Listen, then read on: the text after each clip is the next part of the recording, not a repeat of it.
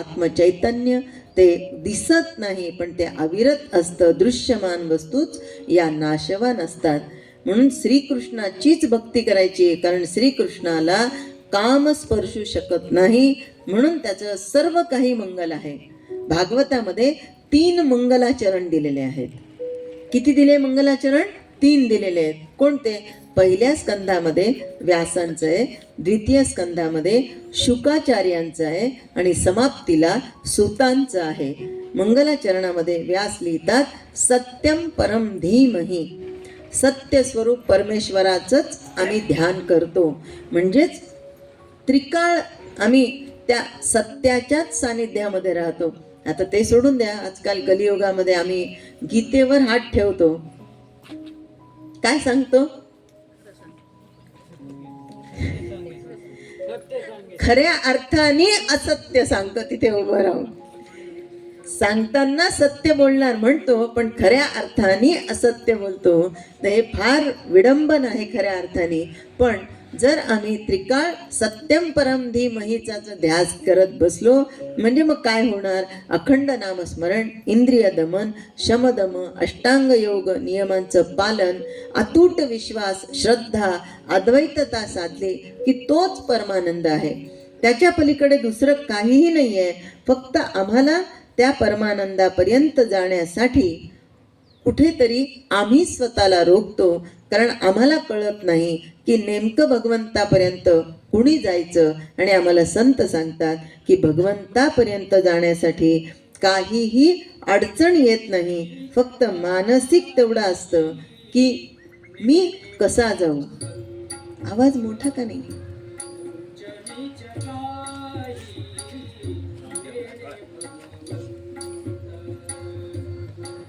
इकडच्या बाजूला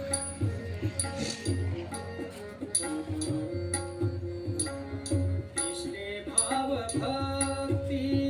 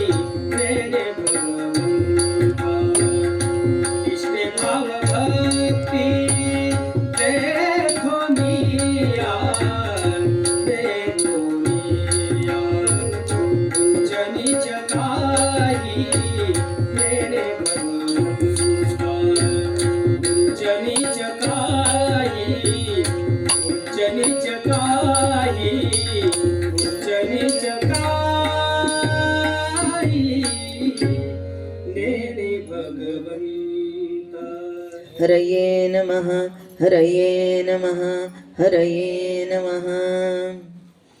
खरं तर भागवत कसं ऐकावं, नाथ महाराजांना सगळ्या गोष्टी माहिती होत्या की प्रत्येक श्रोत्याला काही ना काहीतरी प्रश्न पडतील, म्हणून त्यांनी ओवीमधून आमच्या प्रश्नाचं पूर्ण आणि यथायोग्य उत्तर कसं दिलं, तर भागवत कसं ऐकावं. चुकलिया पुत्राची वार्ता, जेणे आदरे ऐके माता, तेची आदरे हरी गाथा, ऐकीत जावी. एखाद्या आईचं जर बाळ जत्रेमध्ये वगैरे हरवलं तर त्या आईला त्या बाळाशिवाय दुसरं काहीही नको असतं. म्हणा तिला, तुला लॉटरी लागली, पैठणी देतो, हे देतो, त्या आईला पैठणी गोड वाटेल का? 1,00,000 नाही 1,00,00,000 पैसे देते म्हणलं तरी ती आई काय मागेल? माझं बाळ द्या म्हणेल. म्हणजे ज्या प्रकारे त्या मातेला बाकी सगळ्या गोष्टी या नश्वर असतात आणि फक्त तिचं बाळ तेवढं एक तिच्यासाठी अनमोल असतं, तसं आम्हाला आमच्या जीवनामध्ये इतर सगळ्या गोष्टी या नश्वर आहेत, म्हणून त्याकडे दुर्लक्ष झालं पाहिजे. आणि जर मला संधी मिळाली भागवताची, माझ्या संपूर्ण देहाचे कान करून मला भागवत श्रवण करता आलं गेलं पाहिजे. भागवताने आम्हाला काय काय शिकवावं, तर भागवत श्रवण करण्याने आमचे 3ही प्रकारचे ताप हरण होतात. हे जर आमच्या लक्षामध्ये ठसलं तर बाकी काही आम्हाला गोड वाटणार नाही. 3 प्रकारचे ताप म्हणजे कोणते? आध्यात्मिक, यामध्ये जरा, मरण, जन्म, शारीरिक पीडा, आजार, हे सगळे. आदी भौतिक म्हणजे निसर्गाच्या अवकृपेमुळे झालेले, मग याच्यामध्ये भूकंप, ज्वालामुखी, पूर, दुष्काळ, या सगळे ताप. यानंतर आधी दैविक, याच्यामध्ये मानसिक पीडा, पितृदोष, या सगळ्या गोष्टी. म्हणजे एका जीवाला या 3ही तापातून मुक्त करणारं ते भागवत आहे. हे भागवत कोण सांगतं, कोणी लिहिलं, का लिहिलं, त्याचा प्रसंग काय घडला, हे आम्हाला पूर्णपणे समजून घेण्यासाठी वेद व्यासांचं चरित्र श्रवण करणं अतिशय गरजेचं आहे. कोण होते हे वेदव्यास? नमस्तसे भगवन व्यास, सर्व शास्त्रार्थ कोविद, ब्रह्मा विष्णू महेशानां, मूर्त सत्यवती सुत. एखादा मुलगा चांगलं काहीतरी काम करायला लागला, सगळेजण बसलेले आहेत आणि तो आला, प्रत्येकाला नमस्कार करायला लागला, तर आपण काय म्हणतो? खाऊ, कुणाचा मुलगा? हं? किती व्यवस्थित आहे, त्याला कोणी सांगितलं पण नाही कुणाचं आहे. का विचारलं? कारण त्याच्यावर संस्कार करणारे त्याचे आई वडील आहेत. त्या मुलाला मुलगा कोण नाही विचारलं, कुणाचा मुलगा आहे हे विचारलं. आणि म्हणून वेद व्यासांचा परिचय देताना सत्यवती पुत्र असं सांगितलेलं आहे. म्हणजे आमच्यावर भागवतांनी खूप मोठी जबाबदारी टाकली आहे. म्हणजे मातेने मुलांवर संस्कार कसे करायचे की जेणेकरून ते वेद व्यासांच्या इतके बुद्धिमान घडतात. ब्रह्मा विष्णू महेशाना, मूर्त सत्यवती सुत. म्हणजे या तिघांची उपमा या वेद व्यासांना दिल्या गेलेली. यांनी काय केलं तर यांनी 4 वेद, 17 पुराण, उपपुराण, उपनिषद, ब्रह्मसूत्र, या सगळ्यांची रचना केली. तुमच्यापैकी एखादा म्हणेल, ताई तुम्ही चुकून 17 बोललात का? 18 पुराण येतो, चुकून नाही, जाणून बुजून 17 सांगितलं. 18व्या पुराणामध्ये आपल्याला पदार्पण करायचंय म्हणून 17 सांगितले. आता या 17व्या पुराणापर्यंत ते आलेले होते. यामध्येही येऊन त्यांचं मन कुठंतरी चलबिचल झालेलं होतं. खरं तर वेदव्यासांचा जन्म वशिष्ठ कुळात, वशिष्ठांचा विवाह कर्दम देवहूतीची कन्या अरुंधती बरोबर, वशिष्ठ आणि अरुंधतीपासून शक्ती, शक्तीपासून पराशर नामक पुत्र झाला आणि पराशर आणि सत्यवती यांचा जो पुत्र तो वेदव्यास. याचा जन्म कृष्णद्वीपावर झाला म्हणून त्याचं नाव कृष्णद्वैपायन पण ठेवलं गेलं आणि तो बोराच्या वनामध्ये त्यांनी तपसाधना केली म्हणून त्याचं नाव बादरायण असं सुद्धा ठेवलं गेलं. मग हा जो वेदव्यास आहे त्याला काही जणांनी विचारलं की व्यास विचारांचा अधिकारी कोण? तेव्हा त्यांनी सांगितलं जो कोणी सातत्याने गीता भागवत करीती श्रवण अखंड चिंतन विठोबाचे सातत्याने अनुसंधानामध्ये असेल भगवंताच्या, तोच या भागवताचा अधिकारी आहे. या भागवतामध्ये नेमकं काय आहे तर चतुश्लोकी भागवतानी हे सुरू झालेलं आहे. कसं चतुश्लोकी भागवतानी? तर सगळ्यात पहिल्यांदी हे भागवत म्हणजे चतुश्लोकी भागवत हे नारायणाने ब्रह्मदेवांना सांगितलं. तेच चतुश्लोकी भागवत ब्रह्मदेवांनी देवर्षी नारदांना सांगितलं.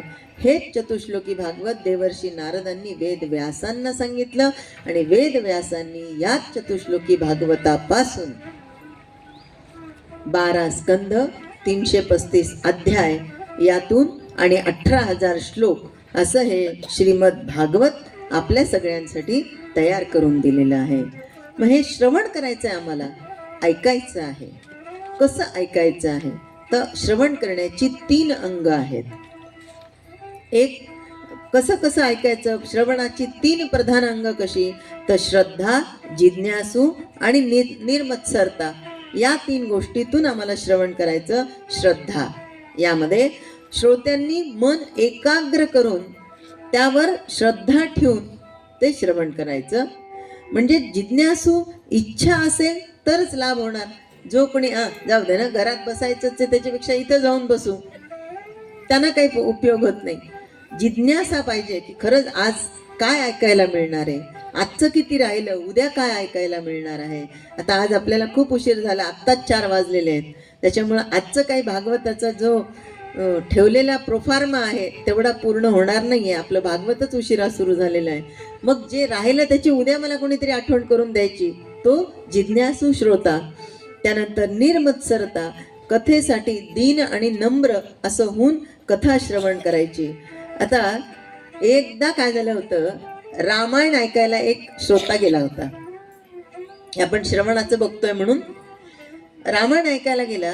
7 दिवस रामायण ऐकलं आणि 7व्या दिवशी महाराजांना जाऊन सांगतो. महाराज म्हणे खूप छान रामायण सांगितलं तुम्ही, तुम्हाला आवडलं? हो आवडलं म्हणे. काय मस्त छान वाटत होतं म्हणे, रोज येत होतो, रोज ऐकत होतो, पण एकच प्रश्न मला समजला नाही म्हणे.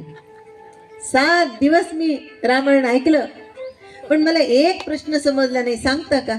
ते म्हणे हो सांगतो. म्हणे मला सांगा, राम राक्षस होता का रावण राक्षस होता? ते म्हणे बाबा रामही राक्षस नव्हता, रावणही राक्षस नव्हता, राक्षस तर मी आहे म्हणे. की तुला साधं रामायणातला राम समजू शकलो नाही म्हणे, धन्य आहे रे बाबा म्हणे तुझा जर का श्रोता मिळणं. पण मी इतके नशीबवाने, मला इतके छान श्रोते मिळालेले आहेत की एकही जण मला विसरलं नाही. मागच्या वर्षी आलेली एकानेही मला विसरलेले नाही. जे मला विसरले नाहीत ते कृष्णाला विसरू शकत नाही, ही गॅरंटी आहे. बरोबर आहे. आणि हे भागवत जेव्हा जेव्हा आम्ही ऐकतो तर भागवतामध्ये इतिहास आहे, घटना आहे आणि स्तुती आहे. या 3ही गोष्टी एकाच ठिकाणी त्या भागवतामध्ये आहेत. आता हे कसं आहे तर अनेक प्रसंगातून आपल्या लक्षात येईल भागवतामध्ये गीतांचेही प्रकार आहेत. आता गीत का दिलेलं असेल भागवतामध्ये? आता याच्यामध्ये दासबोधामध्ये गीत प्रकार दिलेला आहे का? नाही. भागवतामध्ये का दिलेला असेल तर आपल्या मनातील सुखदुःखांची जी भावना असते ती माणसाला जेव्हा आवरणं अशक्य होते तेव्हा काय होतं, तेच शब्द रूपातून ती भावना अभिनयपूर्ण पद्धतीने अशी मुखातून बाहेर येते. आणि भागवतामध्ये असे अनेक प्रसंग आहेत. कुंतीला दुःख झालेलं तेव्हा या गोपिकांना विरह झाला तेव्हा गोपीगीत निर्माण झालं, भिक्षुक गीत निर्माण झालेलं, अनेक प्रसंगातून भ्रमरगीत, वेणुगीत, गोपीगीत हे निर्माण झालेलं. आणि म्हणून भागवत हे सातत्याने जर श्रवण करत गेलो तर श्रवणाचे 3 प्रकार. अंगश्रवण, पहिला अंगश्रवण म्हणजे काय, तर ज्ञानाला प्रतिबंध होणारे जे दोष आहे त्यांचं निवारण करून मग भगवंताचं श्रवण करणं. म्हणजे आता याच्यामध्ये लय लय म्हणजे आपली आवडती दुपारची वेळ म्हणलं की प्रत्येकाला आवर्जून येते, ती कोण, झोप, निद्रा आवर्जून येते. तिला बाजूला सारायचं, तिला म्हणायचं नाही नाही भागवत श्रवण करायचं. त्यानंतर विक्षेप, ऐकताना मनच लागत नाही. दाराला कडी लावली आहे का नाही, इथे बसल्यानंतर कुठेतरी मनामध्ये किंतु परंतु येतो. त्यानंतर कशा आहे, काहीच कळतं, बाकीचं काहीच कळत नाही. असतात एक भागवत कथाकारही असे असतात की अर्ध बोलतात पुढे निघून जातात. आता त्या श्रोत्याला तरी ऐकावं कसं, मागचं कळेल कसं अर्ध सोडून पुढे निघून गेल्यानंतर. हा एक दोष आहे त्याच्यामध्ये. यानंतर रसास्वाद, काही श्रोते असे असतात किंवा काही कथाकारही असे असतात की फक्त विनोद आणि अवांतर याच गोष्टी यामध्ये घेतात, तो दोष रसास्वाद. दुसऱ्या प्रकारचं श्रवण आहे अंगिश्रवण. एक अंगश्रवण झालं, दुसरं अंगिश्रवण. श्रवण केल्याबरोबर जीवनात आमूलाग्र बदल होणं. जे की ज्यांनी हे भागवत श्रवण केलं तो परीक्षित राजा, शुकाचार्य महामुनींनी भागवत सांगितलं, परीक्षितीने ऐकलं आणि शेवटी परीक्षितीला असं वाटायला लागलं, जो श्राप मिळालेला होता 7 दिवसानंतर तक्षक येऊन तुम्हाला दंश करणार, तेव्हा शेवटी परीक्षिती राजा म्हणतो, हे प्रभू इतका वेळ मी जे ऐकलं त्यातून तुम्ही ब्रह्म, मी ब्रह्म आणि जो तक्षक येणार आहे तोही ब्रह्म, हा आमूलाग्र बदल होतो तो अंगी श्रवणाने. आणि तिसरं आहे अपाततः श्रवण. अपाततः श्रवणामध्ये सहज काहीतरी गोष्ट कानावर पडते आणि तिथूनच आमच्या जीवनामध्ये आमूलाग्र बदल घडतो. कसं होतं हे असं, एकच कथा खूप छान आहे ती, म्हणजे प्रत्येकाला आवडण्यासारखी आणि लक्षात राहण्यासारखी कथा आहे म्हणून ती सांगते. अपाततः श्रवणामध्ये एक राजा तो असाच नदीच्या किनारी फिरत होता. फिरता फिरता तिथे त्यांनी बघितलं एक बगळा पाण्यामध्ये चोच बुडवायचा, दगडावर घासायचा, परत पाण्यात चोच बुडवायचा, परत दगडावर घासायचा. बघितलं आणि त्याच्या बाजूला एक साधू बसलेला होता. साधूनी पण तेच बघितलं, राजाने बघितलं, साधूनी बघितलं. पण साधू हा कवी मनाचा ज्ञानी. साधूच्या लक्षात आलं की हा काय करतोय, पाण्यात चोच बुडवतो, परत दगडावर घासतो, तर हा काय करतो. म्हणून साधू सहज म्हणून गेला, घिस घिस घिसा ऊपर डाला पानी, तेरे मन में क्या है वो बात मैंने जानी. सातत्याने म्हणता राजाला ते आवडलं, राजाच्या लक्षात बसलं. राजा घरी गेला. आपल्याही पैकी कुणाचं कधी होतं की नाही, एखाद्या वेळेस सकाळी सकाळी एखादं गाणं ऐकलं, दिवसभर ते गुणगुणल्या जातं, पण कुणीतरी रागवत आहे, काय सारखं सारखं तेच म्हणाल, काय करू माझ्या तोंडातच यायला लागलं सारखं, असं होतं. ते अपाततः श्रवण. हा राजा आपला म्हणायला लागला मनातल्या मनात, घिस घिस घिसा ऊपर डाला पानी, तेरे मन में क्या है वो बात मैंने जानी. हे का सांगणं चालू आहे माहिती का, पुढचं भागवत मनापासून ऐकावं याच्यासाठी चालू आहे, ट्रेलर आहे हे फक्त.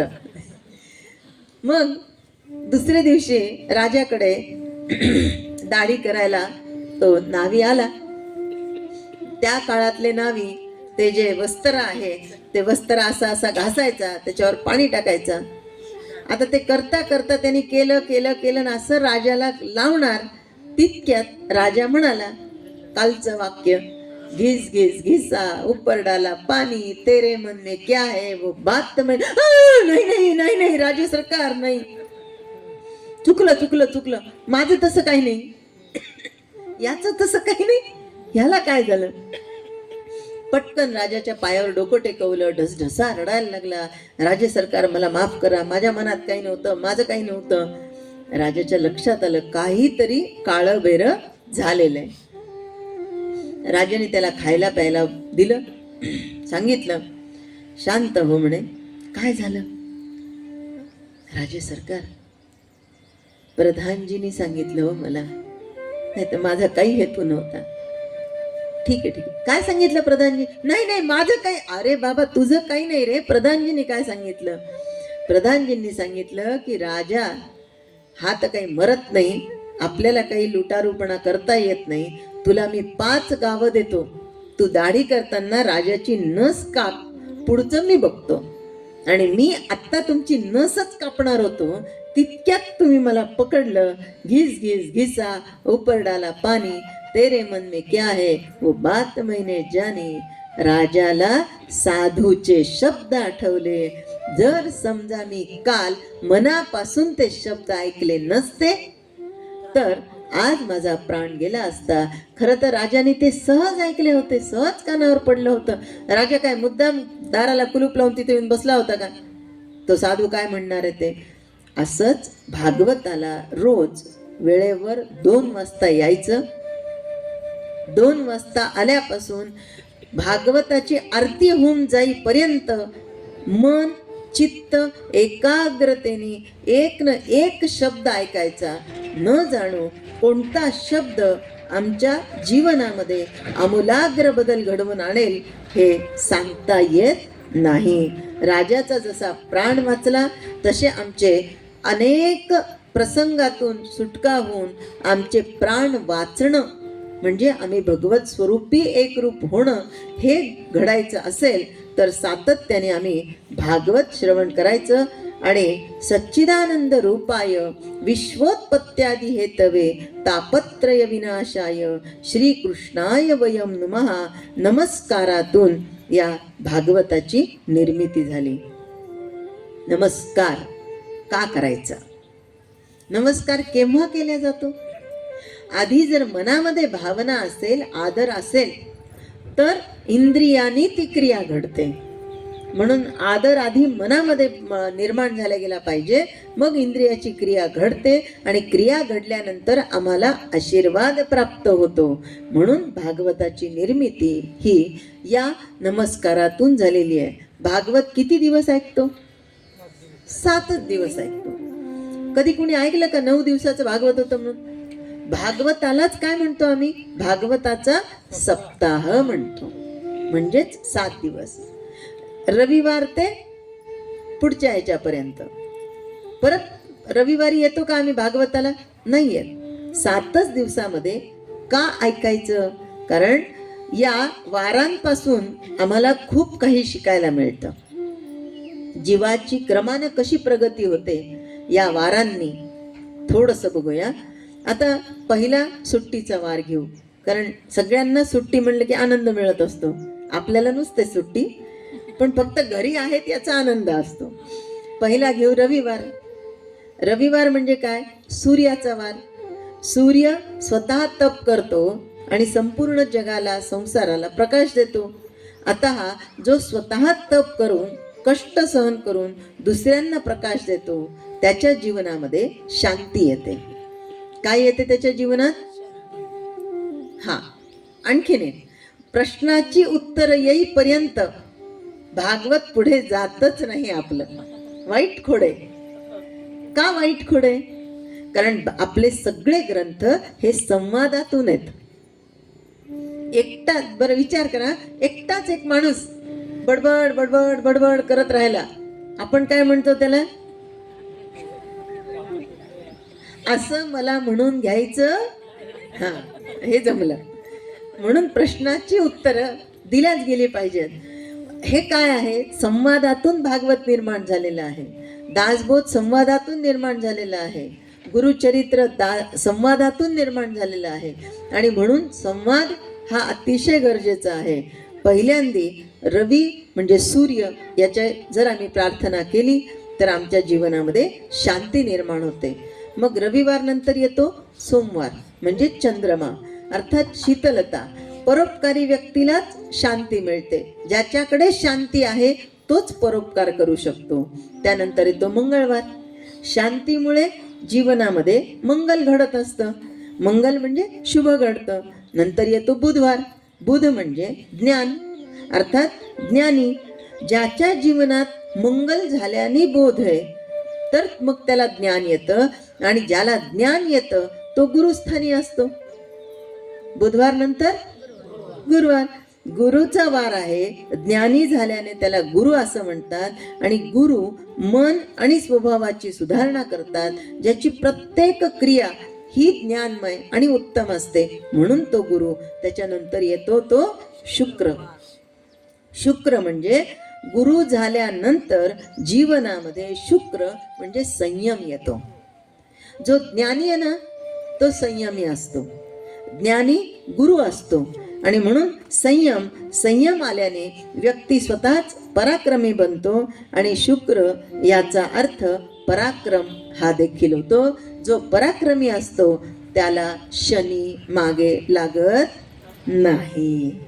शनी म्हणजे अडचणी संकट ही त्याच्याजवळ येऊच शकत नाही. आणि म्हणून भगवंताचं अनुसंधान ठेवलं तरच 7च दिवसामध्ये आम्हाला सगळं काही प्राप्त होऊ शकतं. स्वर्गे सत्तेच कैलासे वैकुंठे नास्त्ययं रसाः अताः पिबन्तु सद्भाग्या मा मा मुच्यत कर्हिचित.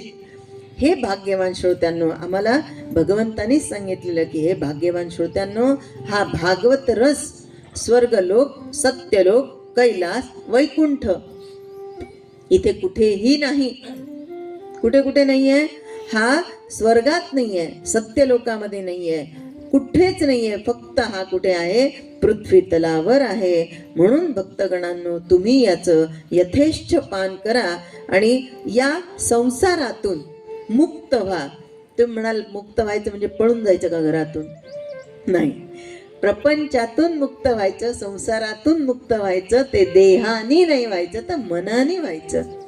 देहानी कर्तव्य करत राहायचं, पण मनाने मात्र सातत्याने भगवंताशी अनुसंधान ठेवायचं. म्हणून भगवंतानी 24 अवतार धारण केले, वेगवेगळ्या पद्धतीचं आम्हाला ज्ञान देण्यासाठी. पहिला अवतार सनक सनंदन सनातन सनत कुमार,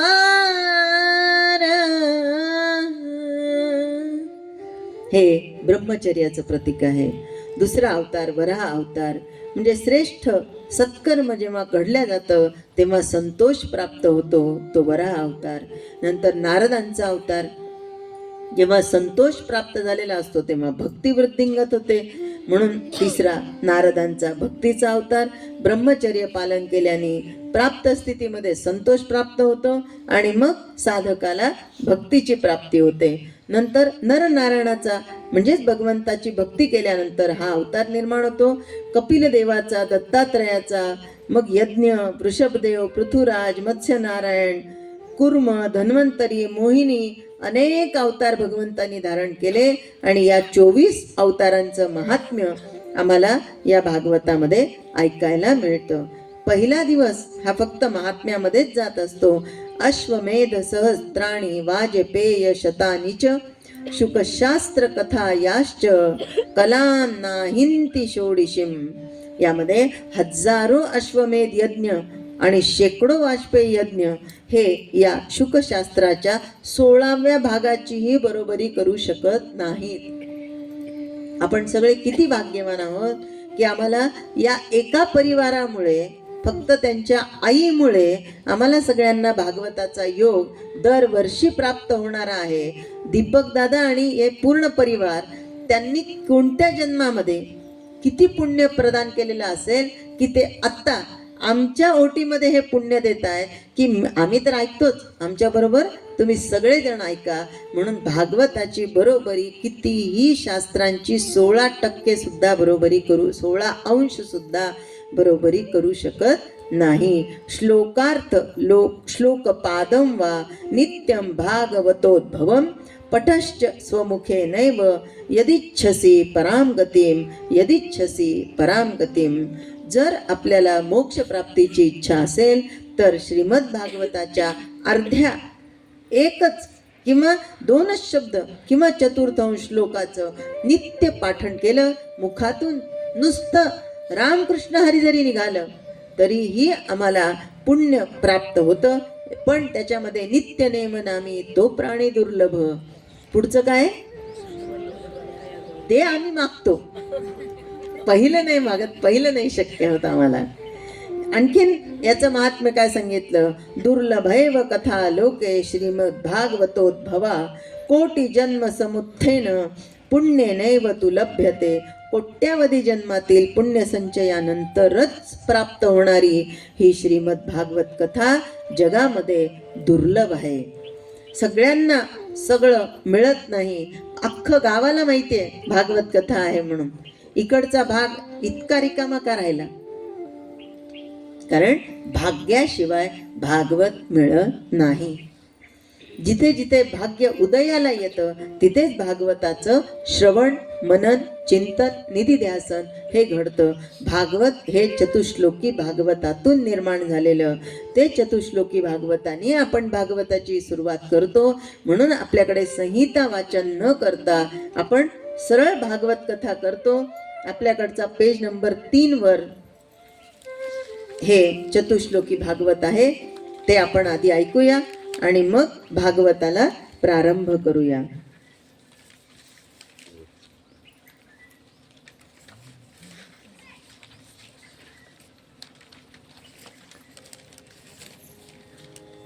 ओम नमो भगवते वासुदेवाय. हरि ओम नमो भगवते वासुदेवाय. हरि ओम नमो भगवते वासुदेवाय. श्री भगवान वाच.